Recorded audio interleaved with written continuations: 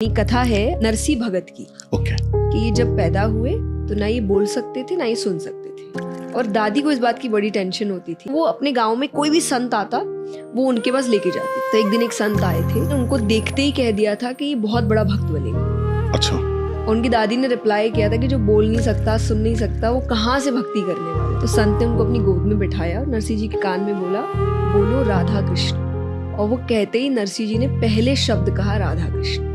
और उस दिन के बाद उनके मुख में सिर्फ राधा कृष्ण बस गया था। उन्होंने भगवान की ऐसी भक्ति करी कि भगवान ने उनको बहुत धन दिया।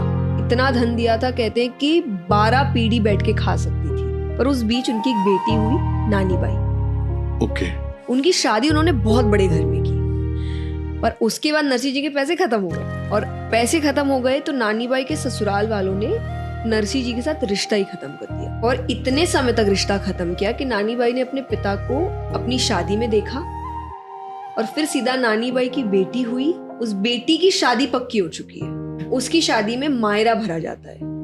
मायरा एक रिचुअल है कि मामा लोग आके देते हैं, चुनरी उड़ाते हैं अपनी बहन चूड़ा को, देते हैं, तो उसको मायरा कहते हैं। ओके। ससुराल वालों ने इतने साल मिलने तक नहीं दिया नानी बाई को। उसने पिता का चेहरा नहीं देखा, कुछ नहीं। तो उन्होंने एक पत्रिका भिजवाई, जिस पत्रिका में लंबी लिस्ट गई थी। सोने का ये जाएगा, सर से पैर तक हीरे के जेवर आएंगे नानी बाई के लिए, ननद के लिए ये, यहाँ तक कि जो सिक्योरिटी गार्ड है उस समय उसके लिए सोने के तीर मंगवाए।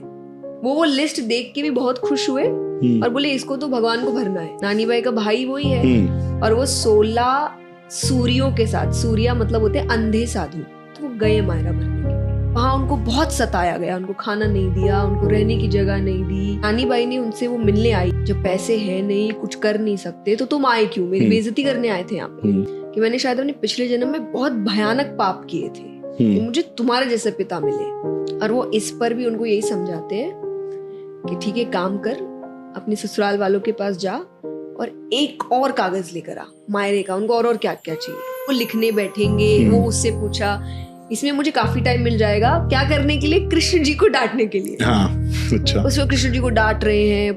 कर्मा कहीं थारी काकी लागे, मीरा कहीं थारी मौसी लागे। कर्मा ने खिचड़ा खिलाया था, मीरा ने दूध पिलाया था। खाने पीने का काम होता ही पहुंच जाता है। जहाँ घर से पैसे लगते हैं वहाँ इसको आने में इतना टाइम लगता है। नरसी जी की प्रार्थना सुनने के बाद भगवान आते हैं। महाजन